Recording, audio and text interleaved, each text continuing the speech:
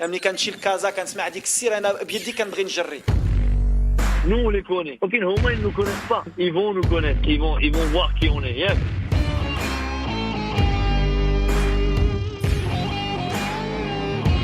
Vous écoutez Radio Ma'arif, le podcast marocain. قدم واحد المقابله رغم المقابله كثرت المقابلات الحمد لله قدمنا واحد المقابله. Fréquence Foot.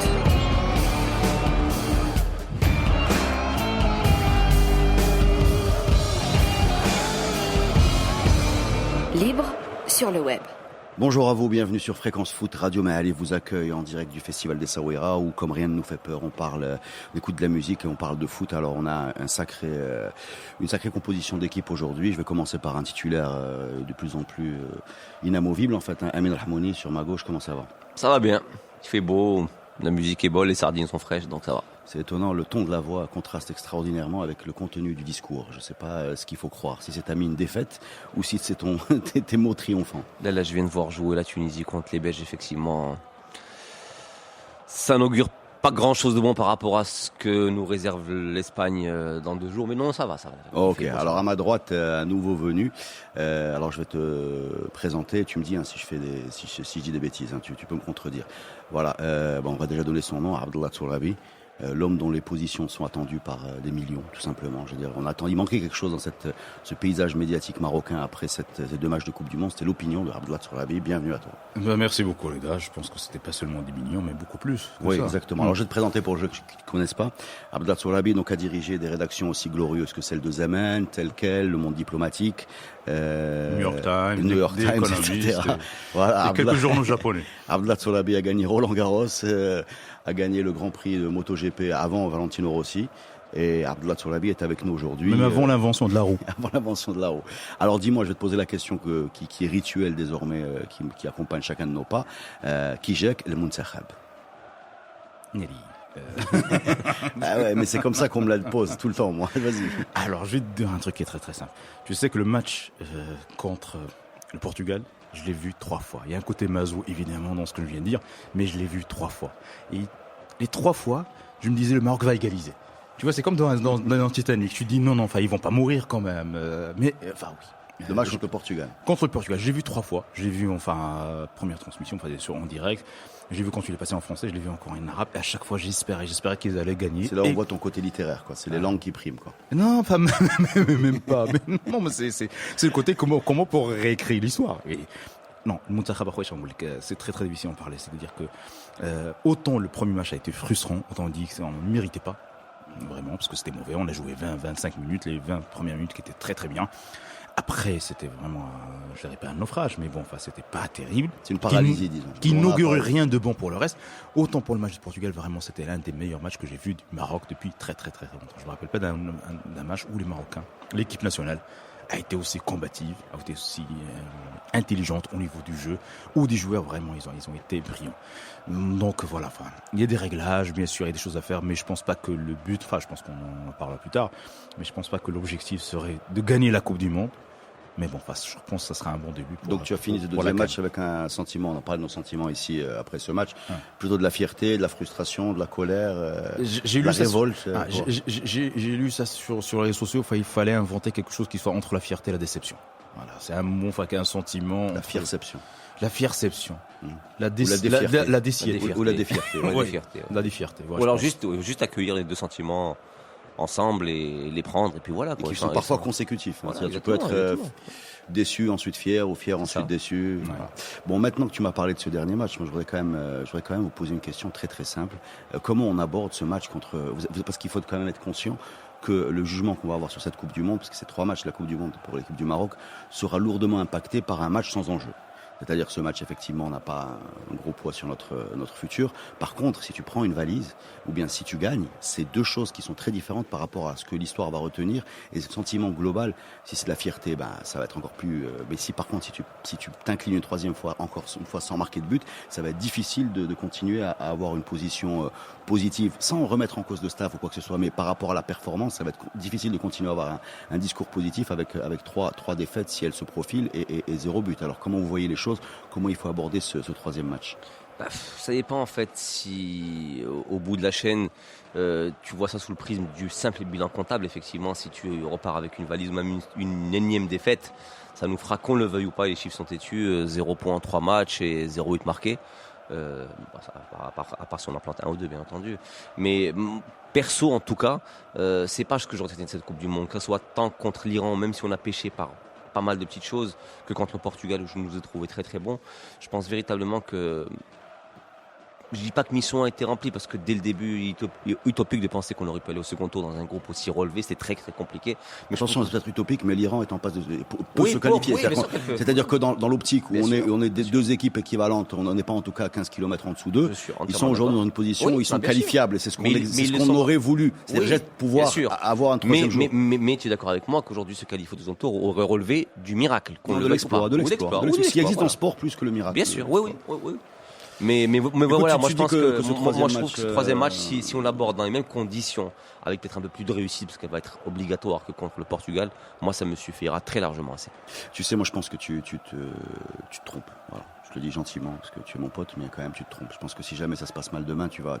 Non, mais après c'est mon entente à moi. Oui, mais je pense que même toi, tu vas avoir une autre vision. Non, si je jamais... pense pas très voilà, honnêtement. Comment tu vois les choses? Comment on l'aura abordé le match? Si on est courageux, si on est plein d'abnégation et que si on se prend 1 ou 2 buts par une très belle équipe d'Espagne, très honnêtement, je n'aurais pas changé mon Yves Daniota. Abdullah, ce match contre l'Espagne. Moi, ce qui m'intéresse, c'est que voilà. Quitte à perdre. On sait que l'équipe d'Espagne, c'est l'une des meilleures équipes actuellement, dans le monde, et depuis des années. Ça, c'est pas une découverte. Et on l'a vu, quand tu vois l'Argentine qui est battue au match amical contre l'Espagne 6-1, c'est un peu difficile. Mais moi, j'aimerais bien, même si on perd, parfois c'est romantique de perdre, parfois c'est héroïque de perdre, mais ça dépend de la manière. Si on perd avec panache, c'est pas grave. C'est ce qu'on a fait contre le Portugal. On a perdu, mais on a perdu avec panache et les gens ont été fiers. Il y a des matchs comme ça. On peut perdre, il n'y a pas de souci. Maintenant, je suis d'accord avec Reda. On sait que le public est très versatile. Il est déjà. Vas-y, Amine. Si tu t'inclines aussi vite dès qu'il veut prendre la parole, tu vas pas en placer. Là, mais bon, il voulait. Il faut être un peu combatif là. Et tu dois devenir l'Amalab de cette émission. Il a raison. Tu protèges ton aile droite. Vas-y. Mais l'Amalab, j'aimerais bien en parler à un moment. Mais vas-y. L'Amalab, on va en parler pendant 4 ans. Non, mais juste, je voulais aller dans le sens où appuyer un peu le trait. Les débats ont déjà commencé avant même le match contre l'Espagne. Oui. C'est-à-dire qu'aujourd'hui, on n'attend pas le match contre l'Espagne pour avoir des retournements de veste. Pardon. C'est normal. Non, bien sûr que c'est normal. De toute façon, on juge. De retournement de veste, on ne juge. Non, on ne juge personne, bien sûr. Si on juge, je suis désolé. Non, je ne juge pas. Les débats sont ouverts. Mais certains peuvent être. Non, moi je ne juge pas, très honnêtement. Je peux comprendre que certains soient hyper déçus, d'attendre davantage à 0. Sur les mots, quand tu nous as dit après le match contre l'Iran que Renard avait loupé son match, on était tous d'accord pour le dire.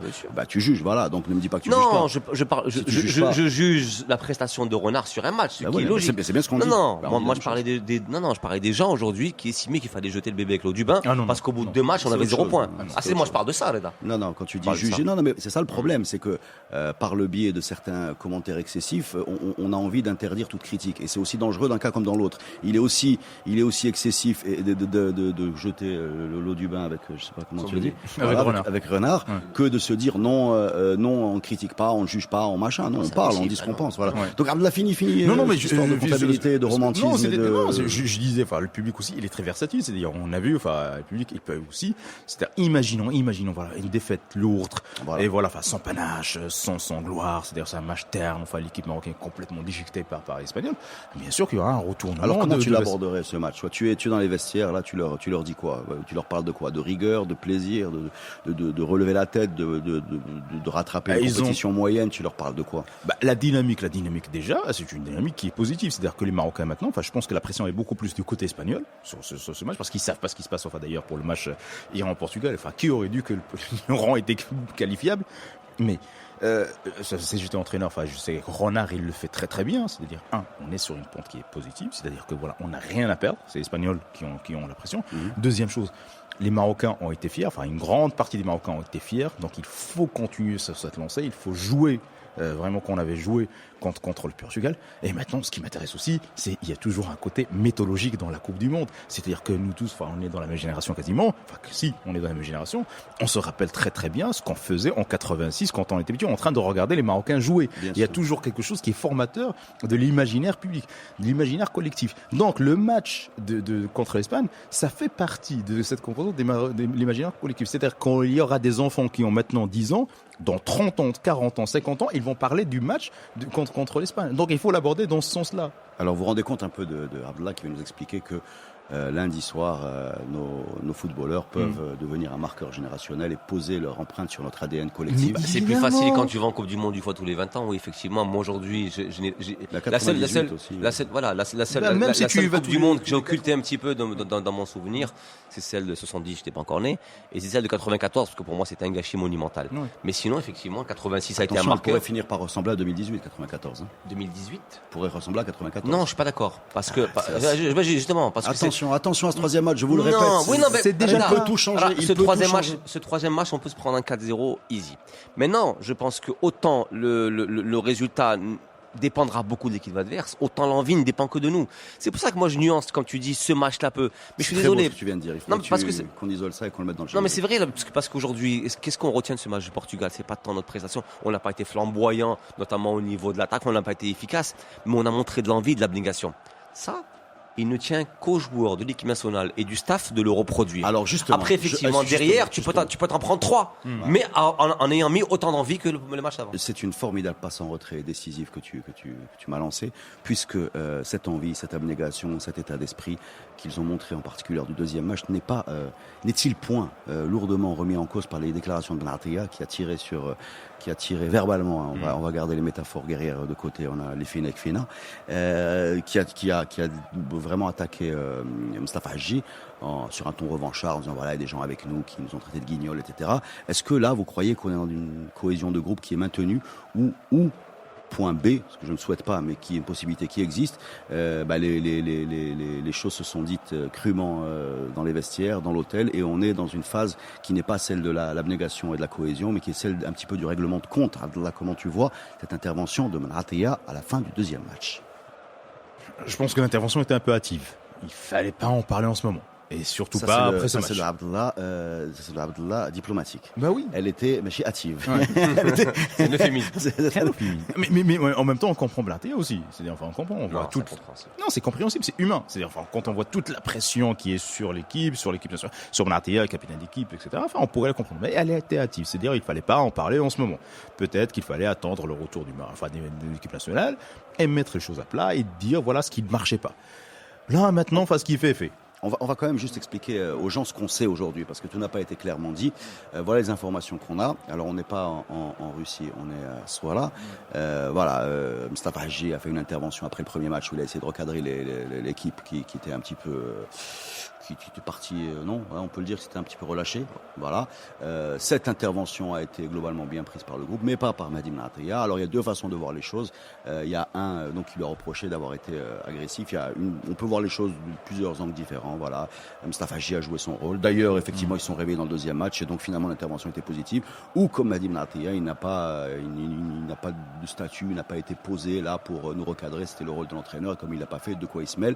Voilà. En gros, la polémique qui est née. Je ne sais pas si je l'ai bien résumé, mais c'est ce qu'on sait aujourd'hui. Mais sur le timing, moi je suis d'accord avec Abdallah, c'est pas bon. Quoi. C'est catastrophique. Moi je trouve que j'ai trouvé Abdallah qui est en général beaucoup plus tranché et tranchant dans ses prises de position. Je l'ai trouvé relativement gentil. Mais je suis désolé, c'est catastrophique. Non, mais bien sûr. J'ai eu ce débat avec Reda en antenne. C'est parce qu'il a l'habitude de parler politique. Là. On parle de foot, tu peux pousser le curseur, accélérer. Tu peux me dire des grossièretés. Et en plus on est sur Internet. Je suis désolé, pour moi c'est la marque d'un mauvais, pour reprendre Reda, tu m'arrêtes ou tu me corriges. Pour moi, c'est la marque d'un mauvais capitaine. Point. Je n'irai pas plus loin. C'est un mauvais capitaine. Tu n'as pas le droit de faire ça parce qu'il te reste encore un match. Tu n'as pas le droit d'avoir cette sortie.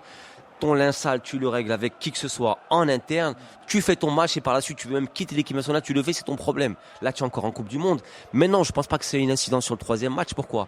Parce que ce qui s'est passé a eu lieu à la fin du match contre l'Iran, mais ils font quand même ce match contre le Portugal. C'est-à-dire que ça n'a pas terminé. Quand ça reste dans le vestiaire, c'est pas pareil. C'est ça. Après, ce qu'il y a, c'est que le curseur, là où effectivement le curseur est un petit peu déplacé, tu sais qu'ils sont très, c'est qu'ils sortent effectivement et tu seras beaucoup plus scruté. Très à cheval là-dessus, les joueurs. Dès que l'info sort, Après, je suis désolé, pour moi, c'est la démonstration conscient d'une Tu erreur. veux pas répondre, tu veux pas défendre un petit peu Abdallah, ton côté un peu romantique. Non, Qui aime la romance. Non, mais on l'a, mais il on a l'a joué à Rome en plus. mais on l'a dit, mais c'est humain. Non, tu l'as pas dit assez fort et ça pas assez de virulence.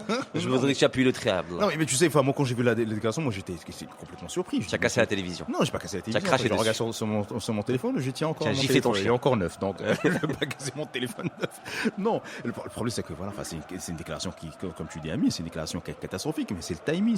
On peut pas faire ça maintenant. On peut pas faire ça maintenant. Et surtout, il y a une sorte de relâchement. Non, une sorte de relâchement même de la part de Maté, c'est-à-dire que voilà, on a fait notre meilleur match, on s'en fout de ce qui va arriver par la suite. Et on vous emmerde. Et on vous emmerde. Mais je veux dire, quand il est plus loin.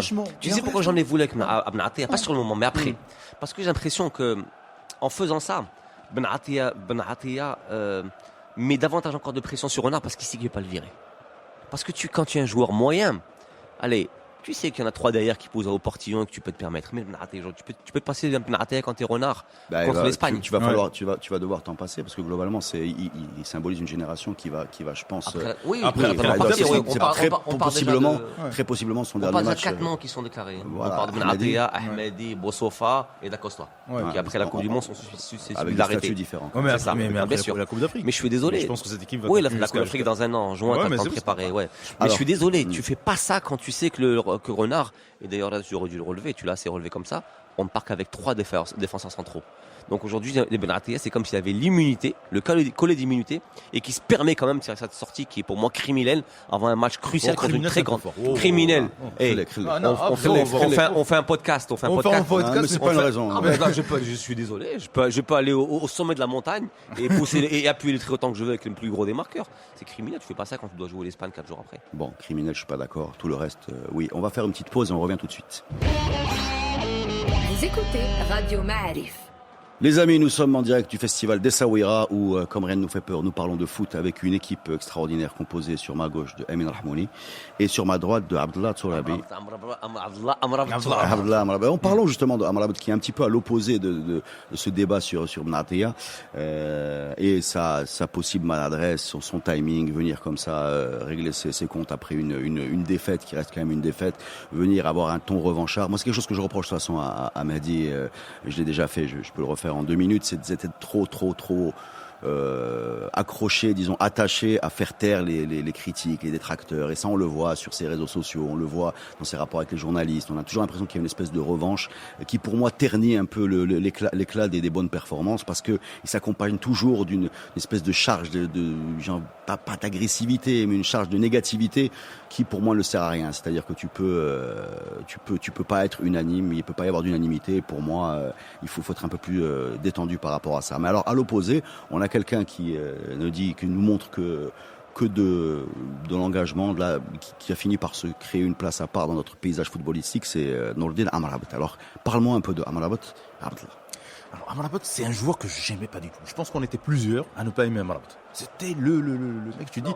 Pas l'aimer, c'est qu'on avait du mal quand même à mettre sur un piédestal, à le Moi, glorifier. j'ai toujours un adoré. joueur qui est pas forcément. Non, bien sûr, mais tu vas pas être admiratif devant Amrabat. Ah si. Non, quand il a commencé, c'est-à-dire, les premiers matchs, on l'a vu. C'est laborieux, Amrabat. Mais Amrabat, c'était en général. on disait, mais qu'est-ce que ce mec, qu'est-ce qu'il En fait général, là? tu tombes amoureux de ton joueur le plus talentueux, de Mohamed Salah en Égypte. Oui, exactement. Mais Amrabat n'est définitivement pas le mec le plus talentueux d'équipe nationale. Moi, je vais dire un truc, c'est-à-dire que Benatia, moi, j'étais admiratif de Benatia. Le premier jour où je l'ai vu à l'équipe nationale, j'ai dit, ce mec-là, ça fait combien de temps qu'il est à l'équipe C'était, nationale? je pense, les éliminatoires de la Coupe du Monde où on était avec le Cameroun. Il avait les cheveux longs, il était maigre et il jouait à Clermont Foot. J'étais admiratif de ce joueur. J'ai dit, c'est celui-là qui va remplacer Nibet dans nos cœurs en tant que défenseur central. Amrabat, c'était le joueur pour moi qui était laborieux, c'était difficile. Et en même temps, son positionnement, on ne sait pas, c'est un latéral, c'est un attaquant, enfin, qu'est-ce qu'il fait dans ce truc-là? Mais là, sa transformation de l'équipe nationale. Alors, je vais en revenir, le côté mythologique. Vous savez, depuis qu'on a arrêté de faire des guerres, dans le monde entier, le sport a servi pour produire des mythes, pour produire des héros. Et on a toujours besoin, dans une histoire, de héros auxquels on se rattache, on s'identifie, où il y a les vertus, de l'abnégation, du courage, du don de soi, etc., etc. Amrabat, pendant ces 2 matchs-là, c'était ça. C'est-à-dire, il y a un accident. C'est comme dans la mythologie, il y a quelqu'un qui tombe sur le champ de la bataille. Glorieusement. Les armes à la main. Les armes à la main. Avec le dernier souffle consacré à faire reculer l'adversaire. Exactement, Spartacus. Il tombe, il est là, on dit ça y est, ce mec-là, on l'a perdu. Il est chauve, il a tous les attributs physiques. Oui, on l'a perdu pour le reste de la Coupe du Monde. Il a fait un match qui était plutôt bien contre Lyon. Et il tombe, il dit ça y est, ce mec on l'a perdu. Et là on le retrouve. Tel le phénix. Non mais tu vois, quand dans les mythologies, c'est le Vas-y, mec qui fais-moi. Moi, j'adore comment Ouais. c'est lancé. Fais-moi une petite analogie avec quand il se lève et qu'il prend son casque de Mais- gladiateur et qu'il le balance Mais au sol. c'est exact- Rageusement, mais- fougueusement. mais tout donne vraiment quelque chose qui relève de la mythologie. Et donc ce quelqu'un qu'on a croyé qui était perdu dans la bataille, on ne le retrouve plus, etc. Tu vois, quand dans les films, il y avait comeback, tu vois, enfin il y avait comme Ah, une belle histoire. Hein. Ah mais tu vois, fallait croire. Et il avait commencé à écrire une histoire similaire, je ne sais pas si vous vous rappelez, au JO 2012, où en état de jeûne, parce qu'on le savait qu'on jouait 2 jours, quoi. Enfin, jouait 2 jours. Framda, je me rappelle très bien de ça. Pim Verbeek l'avait pris dans les 23. Et pareil, il avait rempli nos écrans et on avait rigolé avec ça à l'époque dans les réseaux sociaux en disant, il finit ça et puis il va nous représenter à la lutte gréco-romaine. C'est pour moi quelqu'un qui représente le Maroc de 2018. C'est-à-dire qu'on a longtemps été connu pour une sorte de technique un peu de jeu au sol et c'était un peu notre fierté d'avoir des Timoumi, des gens comme ça. C'est un peu les ballons d'or qu'on a eu, c'était plutôt des attaquants plutôt techniques. Et là, on se retrouve avec une sorte de bonhomme dont le courage force le respect. Et d'ailleurs, pour moi, une des choses les plus sympas qui sont passées pendant la Coupe du Monde, c'est Amrabat Facts. Ouais. C'est ce truc-là qui nous a réunis autour de la construction de ce personnage un peu légendaire, quoi. Mais c'est pour ça. Enfin, je dis, et là, t'as vraiment, le côté là, le côté héroïque, romanesque, etc. Et le héros, il est là, avec son casque de gladiateur, etc. Et après, t'as ce moment-là où il dit, voilà. Dont on dit qu'il l'a mis pour protéger les adversaires. Non, mais attends. Mais attends. Il y avait la phrase qui est géniale. Je ne sais pas si elle est vraie ou pas. Et on s'en fout. Si elle est vraie ou pas. S'il m'arrive quelque chose, prenez soin de ma mère. Il demande à prendre soin de sa mère, effectivement. Voilà, parce que je disais que le sport remplace la guerre. Et tant mieux que le sport remplace la guerre. C'est-à-dire que voilà, je vais mourir sur le champ de la bataille. Et donc voilà, et le mec, il fait un match. Mais il est en transe, ça se voit sur son visage. Il y a une transe. Et en transe. Et c'est pour ça que je dis, dans 30 ans, dans 40 ans, dans 50 ans, les Marocains vont parler de ça. Voilà. Mais moi, je trouve qu'il y a un point qu'on n'a pas relevé par rapport à Amrabat et qui est très symptomatique de notre situation footballistique actuelle. C'est qu'aujourd'hui, on ne prend plus comme héros, je parle de héros maintenant avec un H-E-R-A-U. Et tu sais ce que le héros plus grand que le héros, on ne prend plus le gars le plus talentueux ou celui qui nous fait rêver par ses passements de jambes ou le plus technique. On prend celui qui se bat le plus pour nous. C'est-à-dire qu'on a tellement estimé que cette équipe-là n'allait pas au charbon, parce que finalement c'est pas le plus talentueux. C'est pas le plus talentueux tout bêtement, il faut le dire clairement. C'est pas le football le plus gracieux qu'on connaît. Mais par contre, c'est le plus combatif. C'est le triporteur, quoi. C'est ça, mais ce qu'il y a, c'est qu'on a. C'est le triporteur. Moi, j'appelle le triporteur depuis des années. Ça change pas de direction, c'est puissant, populaire et vaillant, quoi. Au début de 2010, qu'on le reprochait le plus, et ça, c'est pas mouillé la tenue. On a l'impression qu'on est allé vers le gars. D'ailleurs, petite parenthèse, vu qu'on nous a souvent reproché de faire ce reproche un peu de terrasse de café, y compris dans des médias, en disant enfin c'était l'expression et Renard a confirmé que c'était un des problèmes de l'équipe nationale et Gilles a dit aussi, donc voilà, on avait raison quand on a réglé ce problème, tu as raison de le dire, je suis parfaitement d'accord. Et ben on s'est rué sur celui qui symbolisait le mieux possible cet état d'esprit et j'ai envie de dire voilà, on est devenu, je le répète encore une fois, une équipe un peu irlandaise ou écossaise qui a plus de tripes que de football. C'est un peu nouveau pour nous, ça a commencé à la Cannes. Ça continue aujourd'hui. On a des très bons footballeurs, mais il y a Harit, il y a Ziyech, il y a des gens qui ont du ballon dans leurs pieds, il y a Belhanda également. Mais globalement, c'est des joueurs qui ont pas réussi à franchir le palier de la Coupe du Monde, alors que Amrabat est rentré en transe le jour J. Voilà, c'est ça. C'est pour ça. Le joueur qu'on aime voir, c'est le joueur qui se surpasse le jour J. C'est pour ça que pas le joueur qui est en sous-performance le jour J. C'est ça. Mais c'est pour ça que je pense que cette conclusion clôt bien le débat qu'on a eu en tout début d'émission de podcast aujourd'hui. C'est que on va parler pendant tous les soirs. Ouais, non, mais je ne pas aujourd'hui. Tu veux que je fasse plus de podcast? Mais non, pas du tout. Au contraire, c'est tellement flamboyant.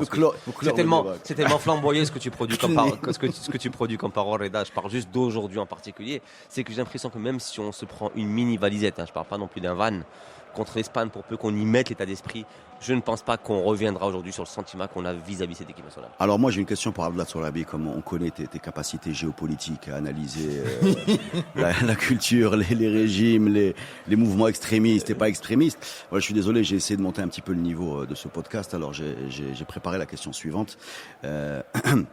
J'y vais. Après la déroute de l'Arabie Saoudite, l'élimination cet après-midi de la Tunisie et du Maroc et de l'Égypte, est-ce qu'on peut parler d'un football arabe qui souffre d'une phase de crise? Si oui, à quoi est-elle due? Merci, tu as 2 minutes, je ne t'interromprai pas. Elle est dégueulasse cette question. Elle n'a aucun sens. Elle n'a aucun sens. Non, mais quelle pression! Quelle pression! D'abord, elle n'a aucun sens. Tu dois faire un cours. Non, mais il faut que tu te démerdes pour faire un cours magistral. Ah, exactement. Et il y aura une section. D'abord, il n'y a pas quelque chose qui s'appelle le foot arabe. Donc, ça se saurait. Non, mais en même temps, il y a un côté solidarité arabe. C'est-à-dire, à chaque fois que l'on parle de solidarité arabe, c'est qui est très rare. Cet auto-sabordage ne correspond-il pas à un message subliminal, à un acte manqué collectif? Waouh, ça veut rien dire. Si, un acte manqué collectif, ça veule dire quelque chose. Non, mais est-ce que tu sais ce que je subis depuis le début de ces podcasts avec lui? Que des questions qui veulent rien dire, auxquelles je te dois de donner un sens. Ouais, c'est ce que je fais toute la journée. Vas-y. Non, mais sérieusement. Il y a un côté solidarité arabe, c'est-à-dire on a été solidaire. Enfin, on suppose que le monde arabe devrait être solidaire dans la gloire et dans la gagne, mais là, on a été solidaire dans l'adversité et la défaite. Tant mieux. Bon, voilà. Enfin, deuxième chose, oui, ça prouve qu'il y a quelque chose qui s'appelle une communion entre les peuples arabes. Moi, j'étais admiratif. Sérieusement. Mais je réponds sérieusement. Mais tu veux répondre sérieusement? Oui. Bon, alors je t'en donne une deuxième. Un peu Là, simple. je te parle sérieusement. Est-ce que tu as vu comment les Marocains ont regardé les matchs d'équipe tunisienne? Ouais, moi j'ai un problème sur ce sujet. Ah, moi j'ai pas de problème. Moi, moi j'y crois. Je crois qu'il y a quelque chose qui s'appelle le monde arabe. Ouais, mais ça, c'est les jeunes. C'est pas ceux qui ont connu. Tu sais comment la finale de Sargi, la demi-finale de.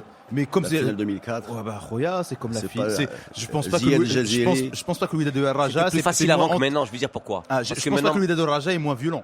Pardon? Je pense pas que le Wydad de Raja est moins violent. C'est-à-dire moins violent. Bah tu sais, Afti Freud, il a le concept qui est. C'est la première fois qu'on cite Freud ici. Oh, mais tu l'as cherché. Tu l'as cherché. Je vais chercher. C'est un saut qualitatif là. Non. Freud, il appelle ça le narcissisme du pied de différence. Ça veut dire quoi le narcissisme du pied de différence? Ça veut dire que tu vois.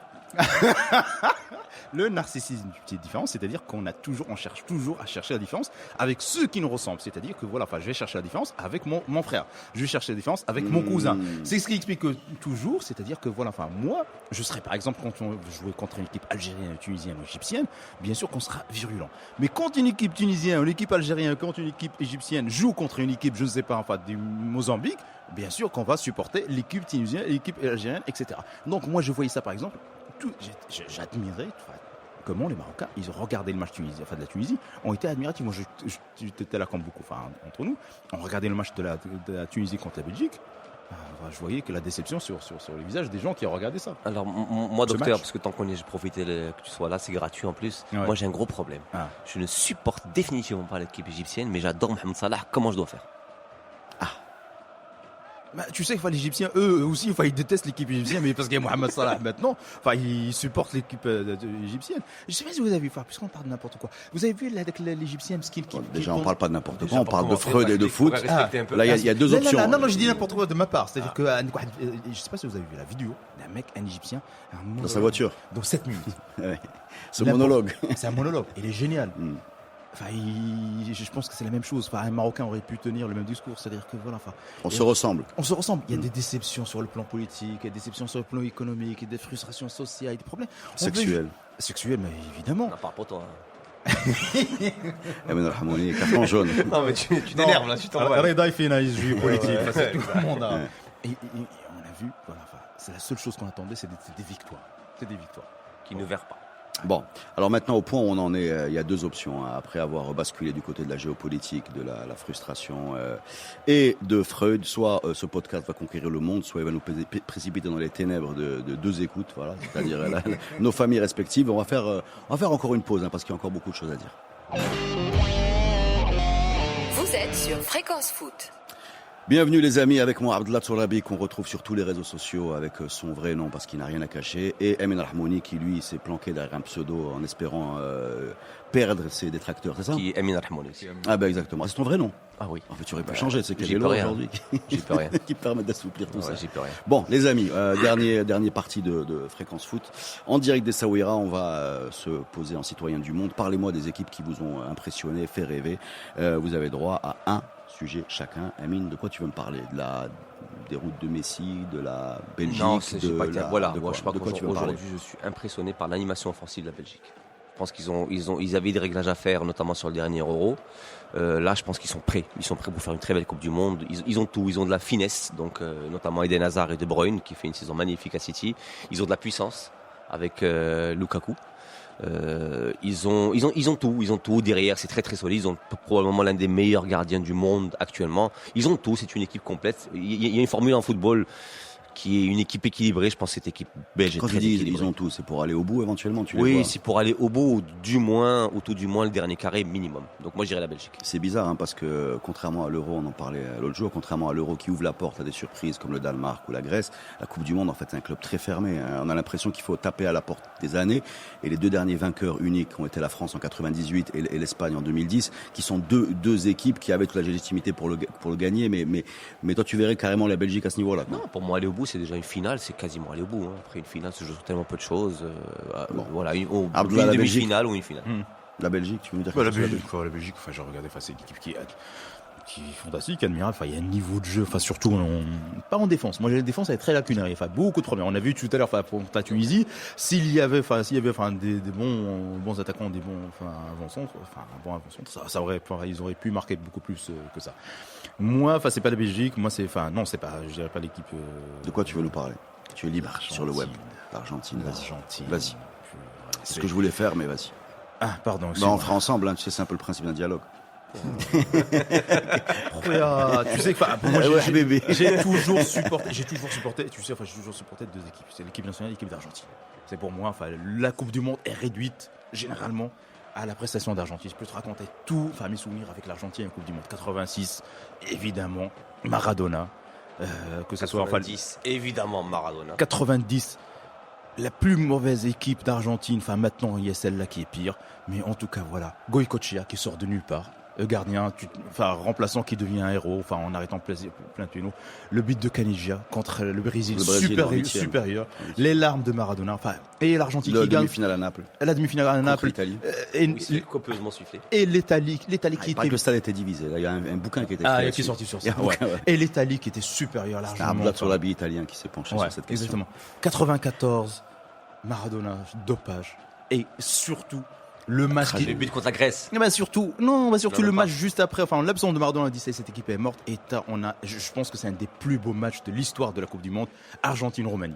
Et avec Hagi. Hagi, le lob. Non, c'est pas ce lob, si. Non, c'est pas ce match où il fait un. Non, le lob sur le côté gauche, non, c'est pas ce match. Donc 98 aussi, tu vois, Simeone, Schlehel, Beckham, avec un carton rouge. Et le but magnifique de Bergkamp contre le contrôleur orienté. Donc je pourrais toujours parler de toutes les coupes du monde. Pour moi, c'est l'Argentine. Et là, on arrive à cette prestation merdique, à cette prestation catastrophique, horrible. J'ai jamais vu une Argentine aussi mauvaise. Moi, je pensais que 90, c'était la plus mauvaise équipe d'Argentine. Ou une équipe croate aussi belle. Non. Là, ça n'a rien à voir. Tu peux perdre contre la Croatie. Mais tu peux trop facile de vous allumer, les gars. C'est trop facile de vous allumer. Mais pas de cette manière. La Croatie. Moi, c'est une équipe qui est admirable. C'est à côté de la Belgique, c'est la Croatie. Elle est magnifique.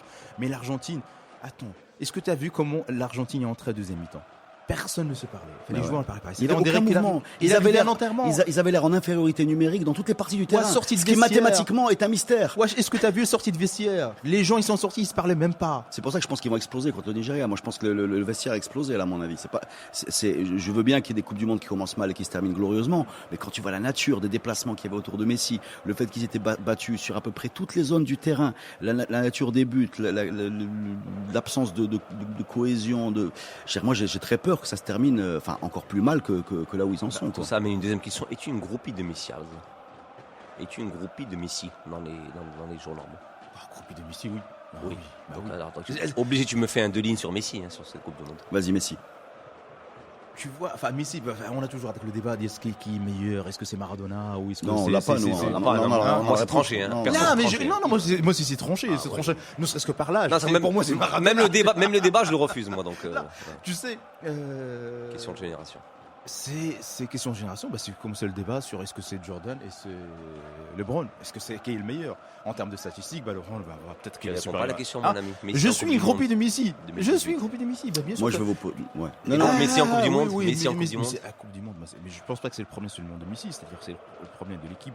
C'est-à-dire quand toute l'équipe joue s'obstine à jouer sur Messi, à vouloir passer le ballon à Messi, on n'est pas au basket. On n'est pas un mec qui va remonter 40 mètres pour marquer. Non, mais à part après, ça. il est horrible, il est exécrable, il est mauvais.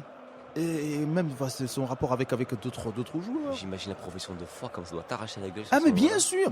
Enfin, c'est comme ça. Voilà. Enfin, tu dois dire la vérité à propos d'un membre de ta famille. Mais je pense sincèrement, autant il y a une déception sportive autour des performances de Messi en équipe nationale, c'est évident et ça ne date pas de cette Coupe du Monde.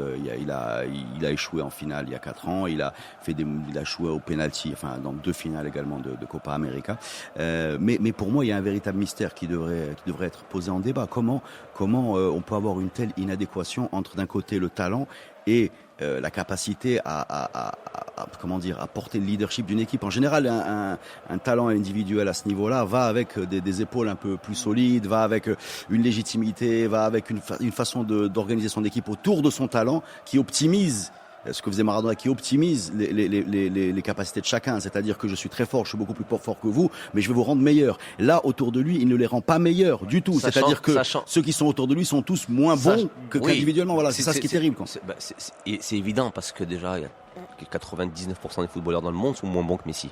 Maintenant, ils sont moins bons que eux-mêmes ailleurs. Voilà, c'est ce que je vais te dire. Voilà, ça, par contre, oui, parce que effectivement, quand tu les prends intrinsèquement par rapport aux saisons qu'ils font, je suis désolé, ce sont des noms qui font peur. Banega, vous avez vu Banega? Oui, et Banega, effectivement, mais tout, ça la regarde peut-être pour moi le pire, celui qui a fait la saison la moins bonne, c'est Di Maria au PSG parce qu'il jouait pas, mais sinon tout le reste c'est des stars. C'est des vraies stars qui ont fait une très grosse saison. Mais on a l'impression qu'ils ont un talent qui est annihilé par la présence des Messi. On va appeler c'est comme Superman et la kryptonite. Voilà. Ouais, exactement. Voilà. Merci. Bon, merci beaucoup. On va revenir là-dessus parce que c'est un gros sujet. Moi, je voudrais juste, puisque je m'auto-pose la question de savoir de quoi je veux parler, mais je voulais parler du Sénégal en fait et du Nigeria. Et j'en parlerai la prochaine fois. Et j'espère qu'on se reverra, les amis. C'est une émission extraordinaire où ont été évoqués Superman et Freud. Voilà, c'est pas rien. Quasiment dans une même phrase. Et la capacité mythologique à créer des héros dans des simulacres de guerre, c'est ça? Voilà, exactement. Donc merci beaucoup, les amis. C'était Fréquence Foot et on se retrouvera très bientôt. Ciao. Merci à toi.